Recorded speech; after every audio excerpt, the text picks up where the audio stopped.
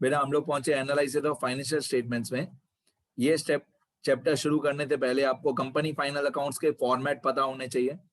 Profit and loss account का format जो company final account में किया, बैलेंस शीट का फॉर्मेट आपको पता होना चाहिए जो कंपनी फाइनल अकाउंट में किया, line to line word to word याद होना चाहिए।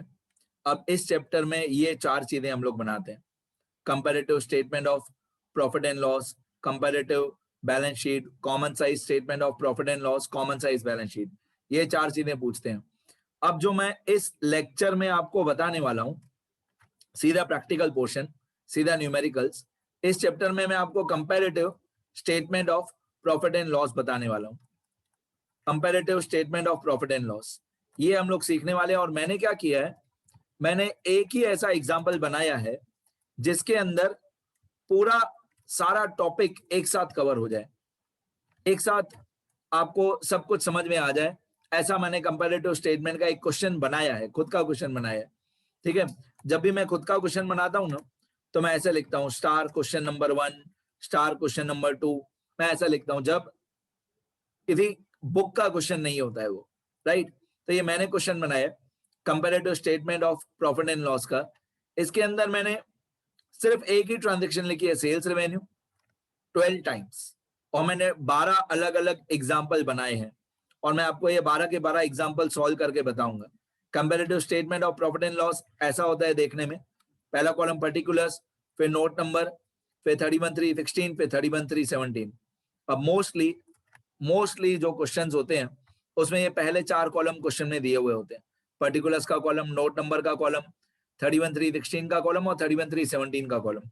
जो मैं अभी बताने वाला हूं वो बहुत टिपिकल पोर्शन है, इतना टिपिकल तो एग्जाम में आता भी नहीं है, बट मैं 0 से लेकर 100 तक सब कुछ एक ही एग्जाम्पल में सिखाना चाहता हूं कि मैक्सिमम किसी भी टीचर का दिमाग, किसी प्रोफेसर का दिमाग कहां तक जा सकता है वो मैक्सिमम मैंने इसके अंदर डाल दिया। ठीक है, अब मोस्टली होता ये है कि पहले 4 कॉलम दिए हुए होते हैं, पर्टिकुलर्स, नोट नंबर, 31(3)(16), 31(3)(17). अब 31(3)(16) मतलब ओपनिंग बैलेंस हुआ और 31(3)(17) मतलब क्लोजिंग बैलेंस हुआ। तो मोस्टली क्वेश्चंस में ये सब दिया हुआ होता है, ओपनिंग बैलेंस और क्लोजिंग बैलेंस। फिर हमको फाइंड आउट करना होता है इंक्रीज और डिक्रीज इन रुपीस और इंक्रीज और डिक्रीज इन परसेंटेज। ये 2 कॉलम हमको फाइंड आउट करने होते हैं। तो पहले मैंने क्या किया, पहले 12 एग्जाम्पल्स लिखे हैं, इनका क्वेश्चन लिखा है। ठीक है, ये अलग अलग टाइप के 12 एग्जाम्पल्स हैं। जो आप देख रहे हो क्वेश्चन मार्क है वो हमको फाइंड आउट करना है, क्वेश्चन मार्क वाली सारी अमाउंट्स हमको फाइंड आउट करनी है। ये अलग अलग 12 एग्जाम्पल्स लिखे हैं। आपको लग रहा होगा सब रैंडमली लिखा है, रैंडमली नहीं लिखा है, बहुत दिमाग से सोच समझ के लिखा है। ये 6 एग्जाम्पल, जो पहले 6 एग्जाम्पल्स हैं उनमें एक तरीके से यू कैन से इंक्रीज और डिक्रीज में दे इंक्रीज है। पहले जो 6 एग्जाम्पल मैंने बनाए उन सब में मैंने इंक्रीज वाला एग्जाम्पल दिया, और फिर मैंने जो दूसरे 6 एग्जाम्पल बनाए उसमें मैंने डिक्रीज वाला एग्जाम्पल दिया है कि पहले साल में अमाउंट बढ़ी थी और दूसरे साल में अमाउंट छोटी हो गई। ये दूसरे 6 एग्जाम्पल्स हैं। तो मैं एक बहुत पहले इजी एग्जाम्पल से शुरू करूंगा, फिर धीरे धीरे मैं लेवल बढ़ाते जाऊंगा। ये 12 एग्जाम्पल्स हैं। अब मैंने यही 12 एग्जाम्पल्स फिर से नीचे आंसर में कॉपी पेस्ट करके लिखे। यहां से आंसर है, वही जो ऊपर लिखा था वही नीचे पूरा कॉपी पेस्ट किया, खाली बैकग्राउंड कलर चेंज कर दिया, बाकी तब नंबर्स और अमाउंट्स वही है। अब सबसे इजी एग्जाम्पल से शुरू करते हैं, फर्स्ट वाले से। अगर पहले साल का सेल्स 9 लाख रुपीज था और दूसरे साल का सेल 12 लाख रुपीज है तो कितना इंक्रीज हुआ? कॉमन सेंस की बात है, 3 लाख रुपए सेल इंक्रीज हुआ।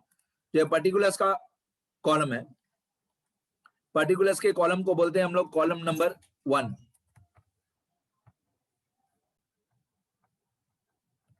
तो ये बहुत इजी एग्जांपल है। ओके, ये पर्टिकुलर्स का कॉलम मतलब कॉलम नंबर 1। अब नोट नंबर का कॉलम मतलब कॉलम नंबर 2। फिर ये जो 31(3)(16) है, 31(3)(16) का कॉलम मतलब कॉलम नंबर 3। फिर 31(3)(17) का कॉलम मतलब कॉलम नंबर 4। इंक्रीज और डिक्रीज इन रुपीस मतलब कॉलम नंबर 5। और इंक्रीज और डिक्रीज इन परसेंटेज मतलब कॉलम नंबर 6। Column number 6। अब मैं आपको इनका फॉर्मूला भी बता दूंगा। देखो कॉलम नंबर 1 2 3 4 ये तो क्वेश्चन में दिया हुआ होगा, mostly not compulsory, but mostly column number 1 2 3 4 question में दिया हुआ होता है। अब कॉलम नंबर 5 का फॉर्मूला होता है column number 5 equal to column number 4 minus 3, मतलब इंक्रीज और डिक्रीज इन रुपीज, इंक्रीज और decrease in rupees equal to closing minus opening, closing minus opening, 4 minus 3। अब यहाँ पे करके देखो 12 लाख माइनस 9 लाख, तो 12 लाख माइनस 9 लाख आंसर आएगा 3 लाख। अगर 3 लाख प्लस में आ रहा है तो वो इंक्रीज है, तो यहाँ पे हम लिखेंगे 12 लाख माइनस 9 लाख, तो 12 लाख माइनस 9 लाख होता है 3 लाख। ये 3 लाख रुपीज हमारा इंक्रीज हुआ। अगर आप सारे फॉर्मूला भूल जाओ तो कॉमन सेंस कॉमन लॉजिक लगाना, पहले साल में हमारा सेल्स था 9 लाख, दूसरे साल में हमारा सेल्स है 12 लाख, तो हमारा जो सेल्स है वो 3 लाख रुपए बढ़ गया। पहले 9 लाख था फिर 12 लाख हो गया, तो 3 लाख रुपए हमारा सेल बढ़ गया। 3 लाख रुपए सेल बढ़ गया तो हम इसको बोलते हैं इंक्रीज। अगर प्लस में आंसर आ रहा है तो वो इंक्रीज है, राइट। अब कॉलम नंबर 6 का फॉर्मूला, कॉलम नंबर 6 का फॉर्मूला क्या होता है? कॉलम नंबर 6 का फॉर्मूला होता है 6 equal to column number 5 multiply by 100 divided by column number 3। तो ये इंक्रीज और डिक्रीज इन परसेंटेज का फॉर्मूला होता है। इंक्रीज और decrease in percentage equal to column number 6 equal to column number 5 multiply by 100 divided by column number 3। मतलब column number 5 हुआ ये 3 लाख रुपए। मेरे को तो बेटा बिना फॉर्मूला के ज्यादा अच्छा लगता है जब मैं रियल सेंस में सॉल्व करता हूँ, रियल अपना कॉमर्स का दिमाग लगाता हूँ। 3 लाख रुपए इंक्रीज हुआ, ओके मैं यहाँ पे लिख देता हूँ 3 लाख रुपए इंक्रीज हुआ।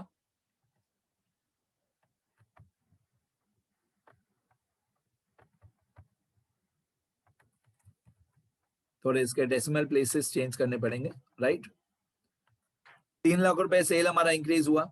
हमेशा डिनोमिनेटर में जो प्राइस आता है, अमाउंट आती है, वो हमेशा बेस ईयर की अमाउंट आती है। तो यहाँ पे 3 लाख रुपए जितना इंक्रीज डिक्रीज हुआ, डिनोमिनेटर में 9 लाख रुपए जो बेस ईयर का प्राइस है, फिर मल्टीप्लाई बाय 100, तो 3 लाख रुपए जितना इंक्रीज या डिक्रीज है मल्टीप्लाई बाय 100, और हमेशा डिनोमिनेटर में बेस ईयर का, पुराने वाले साल का, जैसे इंडेक्स नंबर में करते हैं स्टैट्स में, हमेशा जो पुराना साल होता है वो डिवीजन में आता है। तो 3 lakh multiply by 100, 3 lakh multiply by 100 divided by 9 lakh, तो कितना आंसर आएगा? हाँ बेटा मैंने पीछे एक कॉलम इंसर्ट कर दिया। तो 3 लाख रुपए इंक्रीज हुआ, इतना सेल हमारा इंक्रीज हुआ, मल्टीप्लाई बाय 100, हमेशा डिवाइडेड बाय पुराने साल की अमाउंट, 9 लाख। तो इसको हम लोग सॉल्व करते हैं, कितना आएगा? तो equal to 3 lakh multiply by 100 divided by 9 lakh. तो 3 lakh multiply by 100 divided by 9 lakh, obviously ये होता है 33.33%। ये मैंने आपको सबसे इजी एग्जांपल बताया मेरे 12 एग्जांपल्स में थे, राइट। 3 लाख रुपए पहले साल की अमाउंट है, 12 लाख रुपए दूसरे साल की अमाउंट है, तो 3 लाख रुपए हमारा सेल बढ़ गया। पहले साल की अमाउंट, सॉरी मैंने गलत बोला हो, तो पहले साल की अमाउंट 9 लाख है, दूसरे साल की अमाउंट 12 लाख है, तो 3 लाख रुपए हमारा सेल इंक्रीज हुआ। तो जितना इंक्रीज हुआ 3 लाख रुपए, वो कितना परसेंटेज इंक्रीज है? ये 33.33% इंक्रीज है। अब दूसरे एग्जाम्पल से लेकर, ये एग्जाम्पल 2 है सेल्स का, आपको दिखाई दे रहा है लेफ्ट साइड पे एकदम, ये एग्जाम्पल 2 है। दूसरे एग्जाम्पल से लेकर लोचे शुरू हो गए, थोड़ा बहुत ट्रिकी कैलकुलेशन आना शुरू हो गई। पहले साल की अमाउंट 1,50,000, दूसरे साल की अमाउंट मालूम नहीं है, 30,000 रुपीज इंक्रीज हुआ वो हमको मालूम है, परसेंटेज मालूम नहीं है। अब सेकंड एग्जाम्पल से लेकर चलो, सेकंड एग्जाम्पल भी थोड़ा बहुत इजी है। 1,50,000 पहले साल की अमाउंट है, 30,000 रुपीज हमारा सेल इंक्रीज हुआ, क्योंकि ये प्लस में दिया हुआ है, प्लस में है मतलब इंक्रीज है। तो अगर पहले साल में, फॉर्मूला छोड़ दो, लॉजिक से सॉल्व करो, पहले साल में 1,50,000 सेल है, 30,000 रुपीज सेल बढ़ गया, तो दूसरे साल में कितना सेल होगा? दूसरे साल में सेल होगा 1,80,000। दिमाग लगाओ, पहले साल का 1,50,000 है, 30,000 इंक्रीज हुआ, तो सेकंड ईयर का कितना होगा? 1,80,000। आप देख रहे हो जो सब जगह पे क्वेश्चन मार्क था वो मैं फाइंड आउट करते जा रहा हूँ। यहाँ पे क्वेश्चन मार्क था, ये मैंने फाइंड आउट किया। फिर इसमें यहाँ पे क्वेश्चन मार्क था, जहां जहां पे क्वेश्चन मार्क था मैं वो सारी अमाउंट फाइंड आउट करके उसको फिल करते जा रहा हूँ। ये 1,80,000 की जगह क्वेश्चन मार्क था, ये मैंने फाइंड आउट कर लिया। अब परसेंटेज निकालना तो इजी है आप लोगों के लिए भी। 30,000 रुपीज इंक्रीज हुआ, इसका डेसिमल हटा दें, इसके सब जगह पे डेसिमल प्लेसेस हटा देते हैं।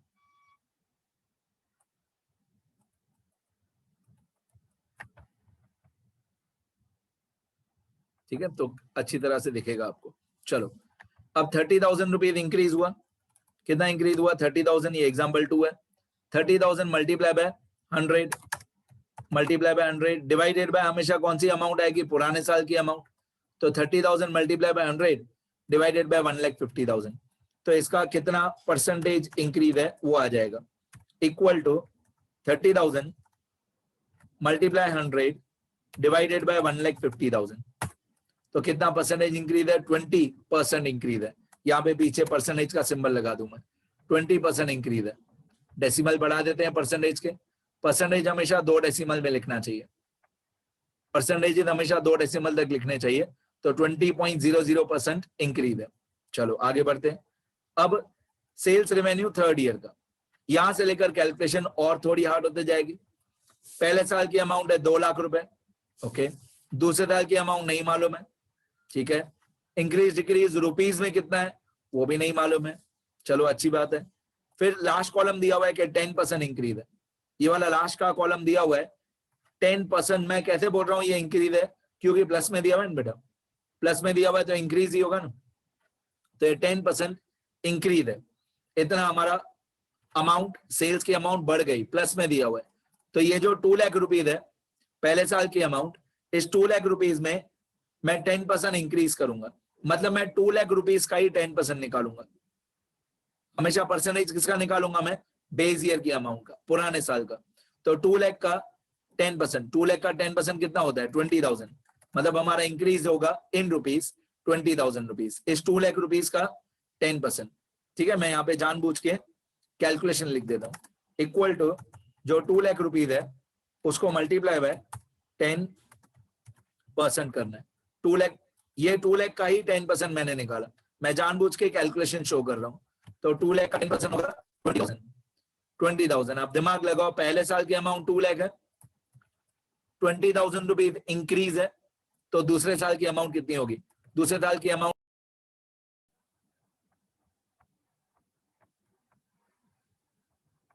तो लास्ट मैंने आपको इतना बताया कि 2 लाख रुपीज पहले साल की अमाउंट है, उसका 10% इंक्रीज होगा 20,000। तो 2 लाख का 10% 20,000 होता है। अब 20,000 रुपीज इंक्रीज हुआ तो सेकंड ईयर की अमाउंट होगी 2,20,000। अब यहाँ पे ये परसेंटेज नहीं दिया हुआ था, ये परसेंटेज मैंने फाइंड आउट किया 20 वाला। यहाँ पे ये 20,000 रुपीज नहीं दिया हुआ था, ये 20,000 रुपीज हमने फाइंड आउट किया। और ये 2,20,000 में नहीं दिया हुआ था, ये हमने फाइंड आउट किया। तो मैंने 3 एग्जाम्पल बता दिए। चौथे एग्जाम्पल से लेकर थोड़ा कैलकुलेशन और हार्ड होते जाएगा। ठीक है, चलो पहले साल की अमाउंट कितनी है मालूम नहीं, दूसरे साल की अमाउंट कितनी है 5 लाख, इंक्रीज कितना है 1 लाख। मैंने आपको बताया ना पहले 6 एग्जाम्पल्स में, पहले 6 एग्जाम्पल्स में मैंने सब जगह पे इंक्रीज वाला एग्जाम्पल लिया है, फिर नीचे वाले 6 एग्जाम्पल में मैंने सब जगह पे डिक्रीज वाला एग्जाम्पल दिया। सीधी बात है, ये 1 लाख रुपीज में कोई भी साइन नहीं है, मतलब प्लस साइन है। तो ओपनिंग बैलेंस कितना था मालूम नहीं, क्लोजिंग बैलेंस कितना है 5 लाख, मतलब लास्ट ईयर की अमाउंट नहीं मालूम है, करंट ईयर की अमाउंट 5 लाख। अब लिखा हुआ है कि 1 लाख रुपीज हमारी सेल इंक्रीज हो गई, दिमाग लगाओ 1 लाख रुपीज हमारी सेल इंक्रीज हो गई। पहले साल में कितनी थी मालूम नहीं, दूसरे साल में कितनी है 5 लाख। अब हमको ये मालूम है कि हमारी सेल 1 लाख रुपए बढ़ गई। अब हमारी सेल अगर 1 लाख रुपए बढ़ गई तो पहले साल में कितनी होगी, दिमाग लगाओ, कोई फॉर्मूला नहीं, दिमाग लगाओ। पहले साल की सेल मालूम नहीं, दूसरे साल की 5 लाख, फिर बताया हुआ है कि 1 लाख रुपए हमारी सेल बढ़ गई है, तो बढ़ के 5 लाख रुपए हुई है ना। इससे पहले वाले साल में 4 लाख रुपए होगी, 4 लाख रुपए पहले साल की सेल होगी, 1 लाख रुपए सेल हमारी बढ़ गई, तो सेकंड ईयर की सेल होगी हमारी 5 लाख। ये 4 लाख हमने फाइंड आउट किया। अब परसेंटेज निकालना तो इजी है। परसेंटेज कैसे निकालोगे?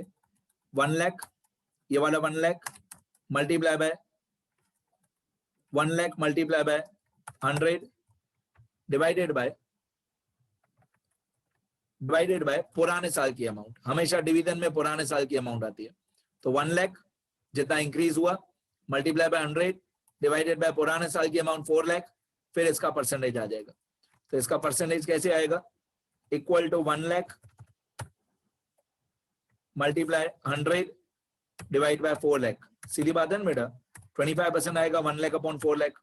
1 अपॉन 4 25% होता है, 25%। ये हमारा आंसर। तो ये परसेंटेज भी नहीं दिया हुआ था, ये हमने फाइंड आउट किया। तो स्टार्टिंग में 5 लाख दिया हुआ था और ये 1 लाख दिया हुआ था। 5 लाख मतलब सेकंड ईयर की अमाउंट और 1 लाख इंक्रीज है। तो ऑब्वियसली फर्स्ट ईयर में 5 लाख रुपए से 1 लाख रुपए कम सेल होगी। तो फर्स्ट ईयर की सेल होगी 4 लाख। अब सीधा सोचोगे तो इजी लगेगा, 4 लाख रुपए में 1 लाख रुपए इंक्रीज हुआ तो सेकंड ईयर का 5 लाख ही होगा। और परसेंटेज निकालना तो इजी है, 1 lakh multiply by 100 divided bye पुराने साल की अमाउंट 4 लाख। ओके, मैं ये 4 एग्जाम्पल के बाद ये वीडियो लेक्चर यहीं पे एंड करता हूँ। बाकी के एग्जाम्पल्स मैं नेक्स्ट वीडियो में समझाऊंगा, एग्जाम्पल 5 से लेकर 12 तक। ये कर लोगे ना 12 एग्जाम्पल, तो कभी भी comparative profit and loss, comparative statement of profit and loss और कंपैरेटिव बैलेंस शीट, इन दोनों में कभी प्रॉब्लम नहीं होगा। ये 12 एग्जाम्पल अच्छी तरह से देख लेना, ठीक है। एक बार मैं स्क्रॉल कर देता हूँ। ये क्वेश्चन है, वही ऊपर जो क्वेश्चन में लिखा है वही नीचे आंसर में लिखा है, राइट। मैं पूरा स्क्रॉल कर देता हूँ कि ये चैप्टर है क्या।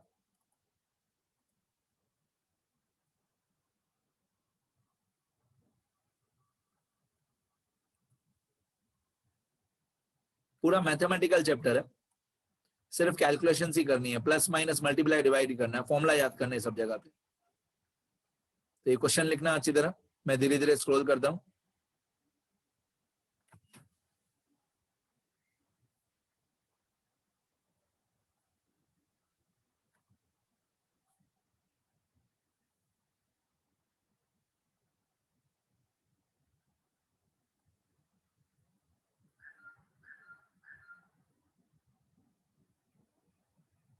यहां तक क्वेश्चन है बेटा।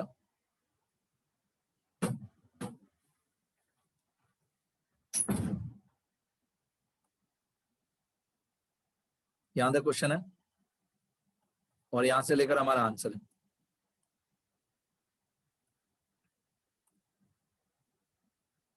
ये एग्जाम्पल 1 और 2